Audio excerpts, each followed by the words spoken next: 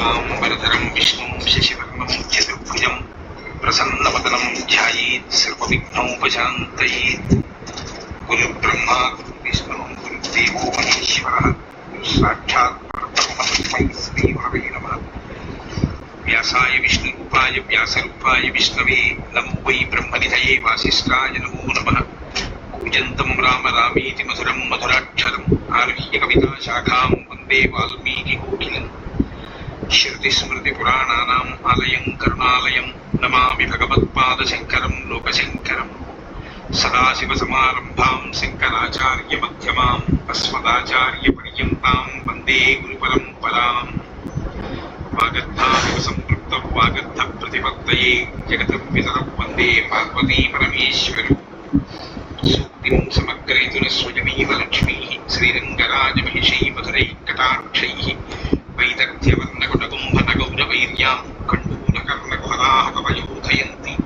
हैमोर्ध्वपुण्ड्रमजहन्मकुटं सुनासं मन्दस्मितं मकरकुण्डलचारुगण्डं बिम्बाधरं बहुलदीर्घकृपाकटाक्षं श्रीवेङ्कटेशमुखमात्मनि सन्निधत्ताम्।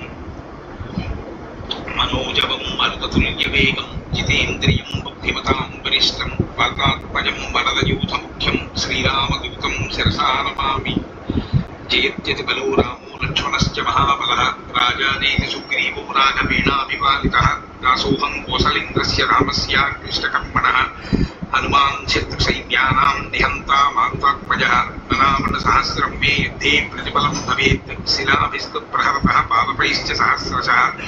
अर्दयित्वा पुरीं लङ्काम् अभिवज्य च मैथिलीं समृद्धार्थो गमिष्यामि विशतां सर्वरक्षसां। धर्मात्मा सत्यसन्धश्च रामो दशरथिर्यदि पौरुषे च प्रतिद्वन्द्वस्य रैनं जहिराविणम् आपदामपहर्तारं दातारं सर्वसम्पदां लोकाभिरामं श्रीरामं भूयो भूयो नमाम्यहम्।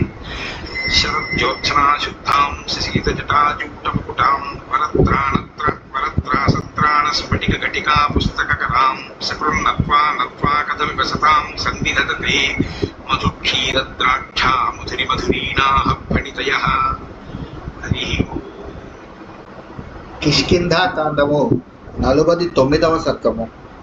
హనుమదాదులు దక్షిణ దిశ యందు తీవ్రముగా సీతాన్వేషణ కొనసాగించుచుండగానే సుగ్రీవుడు విధించిన మాసము గడువు ముగియుట ఆయనను నిరుత్సాహపడక మన ప్రయత్నమును విడువరాదు అని అంగదుడు సూచించుట, గంధమాదనుడు అంగదుని పలుకులను బలపరచుట, పిమ్మట వారు క్రోధవనమునందును రజతాద్రి పైనను తదితర వనములను అన్వేషించి అలసిపోయి కొంత విశ్రాంతి తీసుకొని ముందునకు నడచుట. అధాంగదస్తదా సర్వాన్ వానరాన్ ఇదమబ్రవీత్ పరిశ్రాంతో మహాప్రాజ్ఞః సమాశ్వస్య శనైర్వచః. అంతటా మిక్కిలి ప్రజ్ఞాశాలి అయిన అంగదుడు కొంత అలసటకు లోనయ్యున్న ఆ వానరులందరికీ ఊరట కూర్చుచు వారితో తిన్నగా ఇట్లు నుడివెను.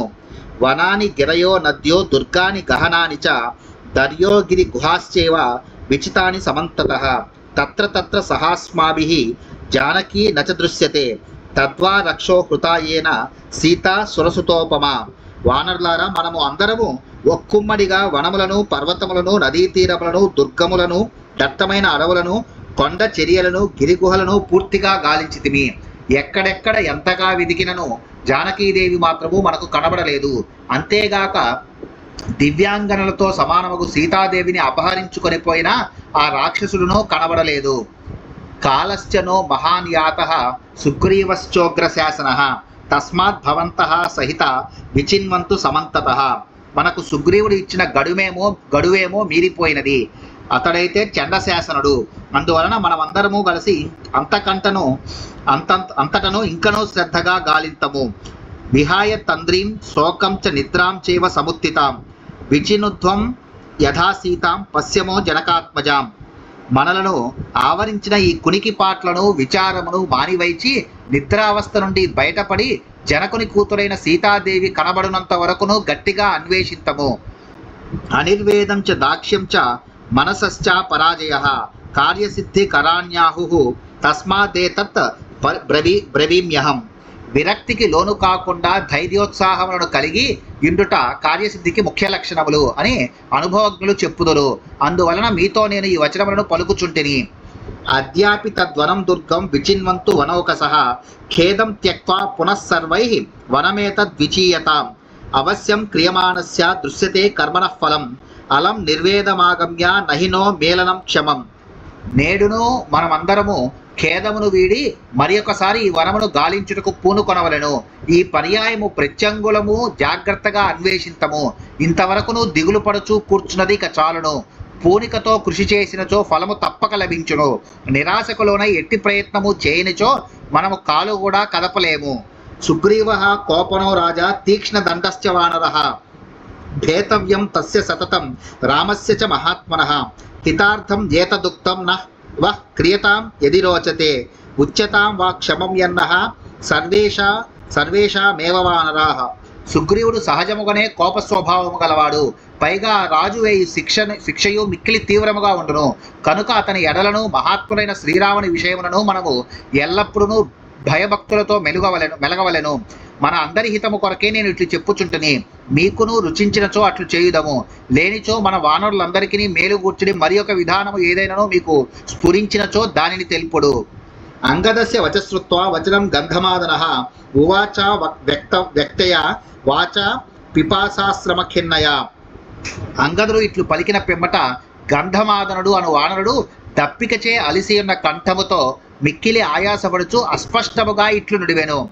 సదృశం ఖలువో వాక్యం అంగదో యదువాచః హితం చైవానుకూలం చ క్రియతాం అస్య భాషితం పునర్మార్గ మహైశైలాన్ కందరాంశ్చ ధరీస్తదా కాననాని చ శూన్యాని గిరి ప్రస్రవణాని చ యథోద్దిష్టాని సర్వాణి సుగ్రీవేణ మహాత్మన విచిన్వంతు వనం సర్వే గిరిదుర్గాని సర్వసః. అంగదుడు పలికిన వచనములు మన అందరికీ సమ్మతమే గదా. అతని పలుకులు హితకరమైనవి, ఆచరణ సాధ్యములైనవి. కనుక అతడు చెప్పినట్లే చేయుదము. మహాత్ముడైన సుగ్రీవుడు తెలిపిన రీతిగా ఇచట గల గిరులను, గుహలను, కొండ చర్యలను, నదీ తీరములను, అడవులను, శూన్య ప్రదేశములను, సెలయేళ్లను మనము మరలా వెదుకుదము. అంతేగాక అందరము సకల గిరిదుర్గములను వనమునందంతటను పూర్తిగా గాలింతము. తత సముత్థాయ పునః వానరాస్తే మహాబలాః వింధ్య కానన సంకీర్ణం విచేరుర్దక్షిణాం దిశం. వెంటనే మహాబలశాలులైన ఆ వానరులందరూ సర్వసన్నద్ధులై దక్షిణ దిశ యందలి వింధ్య పర్వత పరిసరములో గల అడవులు మొదలగు వాటిని అన్నిటినీ పూర్తిగా వెదకిరి. తే శారదాభ్ర ప్రతిమం శ్రీమద్రజత పర్వతం శృంగవంతం దరీమంతం అధిరుహ్య చ వానరాః. పిమ్మట వారు శరత్కాలమునందలి మేఘముల వలె శోభిల్లుచున్న రజత పర్వతమును అధిరోహించిరి. అది ఎత్తైన శిఖరములతోడను పెద్ద పెద్ద గుహలతోడను విరాజిల్లుచుండెను. తత్ర క్రోధవనం రమ్యం సప్తపర్ణ వనాని చ వ్యచిన్వంస్తే హరివరాః సీతా దర్శనకాంక్షిణః తస్యాగ్రం అధిరూఢాస్తే శ్రాంతా విపుల విక్రమాః న పశ్యంతి స్మ వైదేహీం రామస్య మహిషీం ప్రియాం.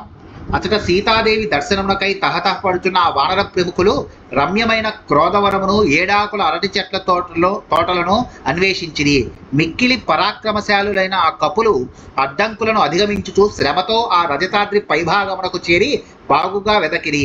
అయినను వారికి శ్రీరామునకు ప్రాణతుల్య అయిన వైదేహి యొక్క జాడ మాత్రము చిక్కకపోయెను. తేతు దృష్టిగతం కృత్వా తం శైలం బహుకందరం అవరోహంత హరయో వీక్షమానాః సమంతతః అవరుహ్య తతో భూమిం శ్రాంతా విగతచేతసః స్థిత్వా ముహూర్తం తత్రాధ వృక్షమూలం ఉపాశ్రితాః. అక్కడి నుండి అటూనిటూ చూచినప్పుడు వారి చూపులు ఆ కొండ గుహలపై పడెను. వెంటనే ఆ వానరులు క్రిందకి దిగి వాటిని అన్నింటినీ నిశితముగా గాలించిరి. భూమి మీదకి చేరి గుహలను గాలించుటతో వారు మిక్కిలి అలసిపోయి వరలు తెలియని స్థితికి చేరిరి. అందువలన వృక్షమూలములను ఆశ్రయించి ఒక క్షణకాలము గడిపిరి. తే ముహూర్తం సమాస్వస్తాః కించిత్ భగ్న పరిశ్రమాః పునరేవోద్యతాః కృష్ణాం మార్గితుం దక్షిణాం దిశం హనుమత్ ప్రముఖాస్తేతు ప్రస్థితాః ప్లవకర్షభాః వింధ్యమేవాదితస్తావత్ విచేరుస్తే తతస్తతః. ఒక ముహూర్త కాలము విశ్రాంతి తీసుకునడం వలన వారి బడలికలు కొంతవరకు తొలగిపోయెను, ఊరట చేకూరెను. మరలా వారు ఆ దక్షిణ దిశను పూర్తిగా వెతకుటకు సన్నద్ధులైరి. పిమ్మట వానర శ్రేష్ఠులైన హనుమంతుడు మొదలగు ఆ ప్రముఖులందరూ సీతాన్వేషణకై బయలుదేరిరి. అప్పుడు వారు వింధ్య పర్వతమును మొదటి నుండి తుది వరకు అన్ని మూలలయందును ప్రత్యంగులము సావధానులై అన్వేషించిరి. ఇత్యార్షే శ్రీమద్ రామాయణే వాల్మీకియే ఆదికావ్యే కిష్కింధాకాండే 49 సర్గః. వాల్మీకి మహర్షి విరచితమై ఆది కావ్యమైన శ్రీమద్ రామాయణంలోని కిష్కింధాకాండమునందు ఇది 49వ సర్గము.